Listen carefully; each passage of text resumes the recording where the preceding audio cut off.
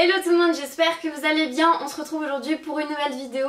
Ça va être une vidéo destinée aux débutantes ou aux plus jeunes. Comme vous l'avez vu dans le titre, c'est une vidéo qu'est-ce qu'il faut avoir dans sa trousse de maquillage quand on commence à se maquiller ou quand on se maquille jeune. Alors par jeune, j'entends genre si vous êtes sur la fin du collège ou début du lycée, que vous voulez commencer à mettre un pied dans le monde du maquillage mais que vous voulez pas en faire trop. Et aux débutantes, ça peut très bien être des adultes qui n'ont pas l'habitude de se maquiller et qui veulent prendre un peu plus soin d'elles. Perso, j'ai commencé à maquiller à 12-13 ans.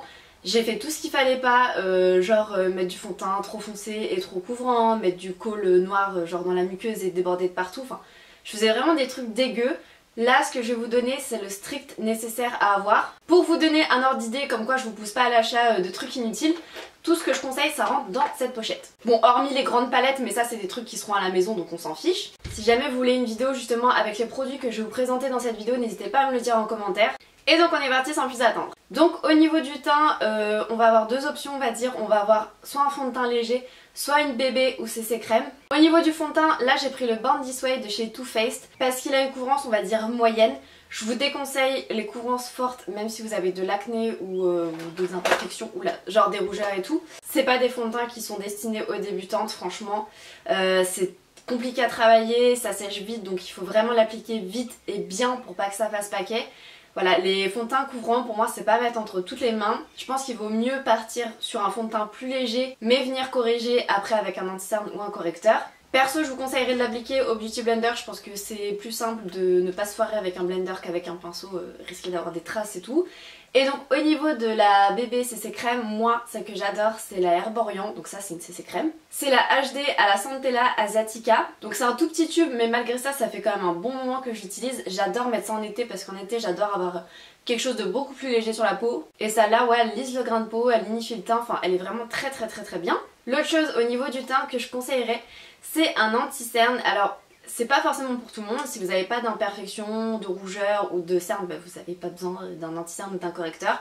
Là je parle dans le cas par exemple des filles comme moi qui ont des cernes de panda, c'est indispensable, genre clairement enfin. Donc on a l'anti-cerne. Avant dernière chose, au niveau du teint, un blush. Le bronzer perso je trouve pas que c'est un indispensable. Ça vient réchauffer le teint mais franchement que vous en mettiez ou vous en mettiez pas, c'est pas la mort. Je suis désolée, j'avais plus de batterie donc je disais entre le bronzer et le blush pour moi vaut mieux privilégier le blush. Le blush c'est vraiment ce qui va venir apporter cette touche de couleur au visage qui va donner bonne mine. Donc là à titre d'exemple c'est un tout petit format de chez Clinique, c'est un blush rose, il est pas pailleté, il est juste un petit peu satiné pour vraiment donner bonne mine. Après, à vous de voir si vous voulez du mat, si vous voulez de l'irisé, etc. Et le dernier truc en termes de teint, c'est une poudre. C'est pas forcément nécessaire pour tout le monde. Si vous avez par exemple la peau sèche, je pense qu'on s'en fiche un peu. Là, c'est plus dans le cas des peaux mixtes à grasse, ce qui est quand même souvent le cas chez les ados. Moi, je sais que j'étais en galère de ouf parce que j'avais la peau quand même bien grasse. Et au bout de 2 heures, ma peau luisait et c'était l'horreur. Donc là, c'est à titre d'exemple. Moi, les poudres, j'en prends des assez chères. Parce que j'aime bien, vous pouvez vous en contenter d'en prendre une moins chère. Mais du coup j'en ai que des chères à vous montrer. Et encore là j'ai dû en prendre une à ma soeur. Parce que moi je préfère les poudres libres que les poudres compactes. Donc là j'ai dû en prendre une comme ça pour que ça rentre dans la trousse à maquillage. Donc là c'est les météorites de chez Guerlain. La poudre ça va vous permettre de matifier un peu le teint.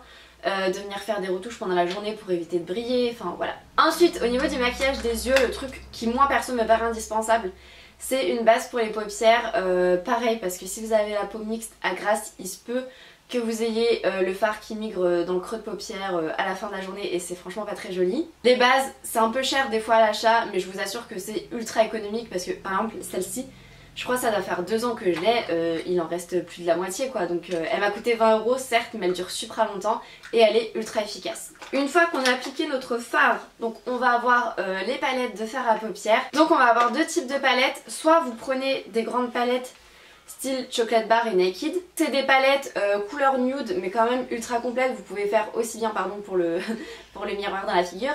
Aussi bien des maquillages de jour que de nuit là avec cette partie-ci. Et idem pour la Chocolate Bar, voilà, ça dépend des harmonies de couleurs que vous préférez. Ou vous pouvez même vous restreindre encore plus et prendre des petits formats comme ceci. Donc là c'est les Naked Basics de chez Urban Decay. Il y a vraiment tout ce qu'il faut pour faire un maquillage basique, donc que ce soit sous l'arcade sourcilière, la touche lumière, le creux de paupière, la paupière mobile. Vous avez même un fard noir éventuellement pour faire du liner au fard à paupières. Ensuite nous avons bien entendu le mascara, là c'est difficile de vous en conseiller un parce que ça va dépendre de vos cils. Je peux vous donner un mascara qui fait un effet de ouf sur moi et qui fera rien sur vous et inversement. Là par exemple en mascara pas cher que j'aime beaucoup, c'est le Seal Sensational de chez Maybelline. Au niveau des sourcils, alors là ça va dépendre de si vous aimez bien vos sourcils tels quels ou pas. Il y a des filles qui naturellement ont une belle ligne de sourcils, des sourcils jolis. Moi c'est pas le cas, ma ligne de sourcils ça va mais en fait j'ai les poils assez clairs et clairsemés.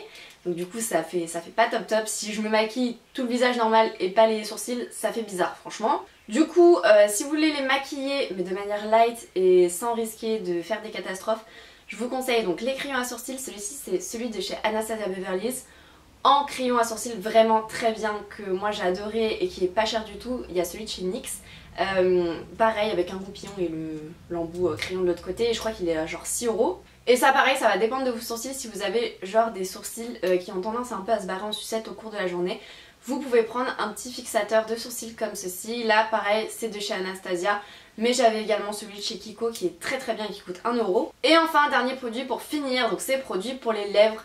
Là il n'y a rien d'indispensable, franchement si vous voulez pas mettre de rouge à lèvres vous en mettez pas, moi et j'y peux pas m'en passer. Le truc par lequel je vous conseillerais de commencer, c'est bien entendu des nudes. Donc là par exemple on en a un de chez Kiko qui d'ailleurs est pas très opaque, donc ça fait un joli voile de couleur. Je serais pas du genre à vous conseiller des mats ou des rouges à lèvres liquides mat, parce que le mat c'est pas ce qu'il y a de plus évident à manier franchement. C'est comme les fards à paupières, c'est beaucoup plus facile de travailler des fards irisés que des fards mat. Je pense qu'il vaut mieux s'orienter vers des trucs un peu crémeux, déjà ça sera plus confortable à porter pour vous. Parce que sincèrement quand vous n'avez pas l'habitude de porter du mat au début c'est un peu galère. Et voilà, prendre un nude.